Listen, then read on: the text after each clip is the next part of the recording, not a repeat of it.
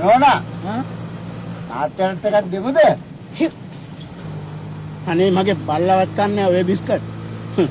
ඔත් ඉනාවක් අදාලා තියෙනවද කවුද දන්නේ? වැඩේමයි. ඉනා දීලා දපනේ දා ගන්න වටිනා මිනිහා.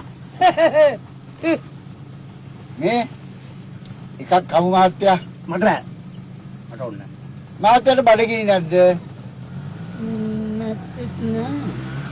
මහත්තයා උදේට කාලා දින්නේ? කාලා නෙමෙයි. එහෙනම් මේ බිස්කට් එකක් කන්න. බඩගින්නේ හිටවම ગેස්ට්‍රයිටිස් හැදෙනවා. එහෙනම් ඉතින් එකක් කමු. නෝනා මේ මහත්තයාට බිස්කට් එකක් දෙන්න.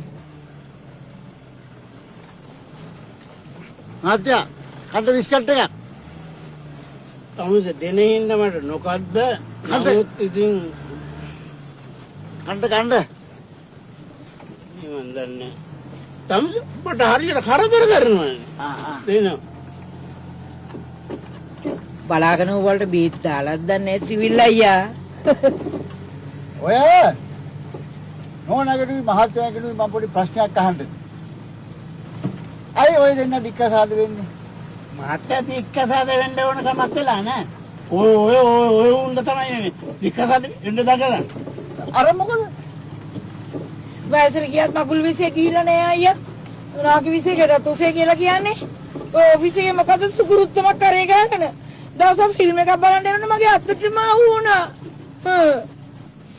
අනේ ත්‍රිවිල් මල්ලි අපි බලන්න ගිය ෆිල්ම් එකක් නෙමෙයි. අර ළමයාගේ වෙඩින් එක ලබන මාසේ.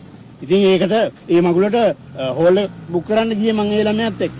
මගේ කරුණට ෆිල්ම් හෝල් එක ළඟදී කවුරුනුත් ඕක දැකලා තියෙනවා. ඒ කේලම ඇවිල්ලා මෙයාගේ ඔළුවට දැම්මා. එතකොට දෙන්නත් එක්ක අත් දෙකෙන් අල්ලගෙන පාරෙන් පැන්නේ. දරුසෙනි හැරතර වෙන්න ඇති නේද? ඔන්න බලන්න මල්ලි. මේ බෝ ගහක් වාගේ ඉන්න මට එක එක හදන කයි කතන්දර වල ඇති.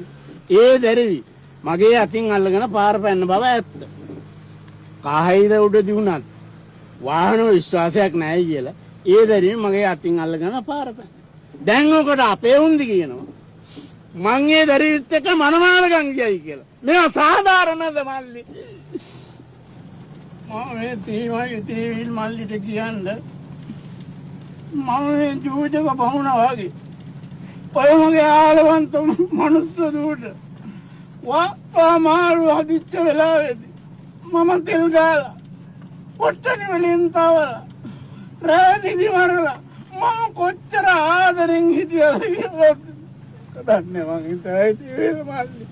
ඇයි මං කරපුවා? එස්පේ නැතු රයිටික් ඔක්කොම ඇඟේ හලාගෙන මදනයක් ආවගේ ඉඳදී ගානට මිම්මට කොටටයි කලේ මම නෙමේද? ඉතින් දෙයියනේ මෙච්චර හොඳට හිටපු මේ ජෝඩුවක් නෙමේ කොහොදෝ යන ගානියක් හිට දික්කසාද වෙන්න යන්නේ. අනේ ත්‍රිවිල් මල්ලි මේක හිතන්නකෝ. ඔය මිනිස්සයා මම මෙච්චර ආදරේ කරත් ඔයා සේරම හිත මාගත්ත ප්‍රලාපතේ මල්ලි. මං ඉතින් මවාගත්තේ නෑ. උඩා ගෙදර මේවල් මා එක්ක කිව්වේ. ඔයා මට බේගල් අතහැර අරකිට එක්කලා හැමතැනම නටනවා කියලා. හත් දෙයියනේ කණ්ඩ එපා ඕක. මේ වාගේ අපේ පවුල් කඩා කප්පල් කරන දේ ඔය අද මම උසාවි ගිහින් ඇවිල්ලා ඔය මේ බලයට හොඳ කේබල් එකක් එවුණා කටට ලේබල් අරවා ගන්න. දැන් ඉතින් උසාවි ගිහින් වැඩක් නෑනේ මහත්තයෝ. ඇයි ඒ? නඩුව ඉවරයිනේ.